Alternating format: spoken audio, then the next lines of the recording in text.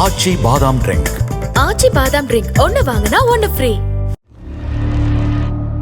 திருப்பூர் குன்னத்தூர் அருகே இடையபாளையத்தில் பெயர் சேர்க்க 7000 லஞ்சம் வாங்கியதாக கிராம நிர்வாக அலுவலர் உள்ளிட்ட 2 கைது செய்யப்பட்டுள்ளனர். திருப்பூரைச் சேர்ந்த கார்த்திகேயனிடம் லஞ்ச பணத்தை வாங்கியபோது விஏஓ பிரபு, அவரது உதவியாளர் கவிதாவை காவல்துறையினர் கைது செய்தனர்.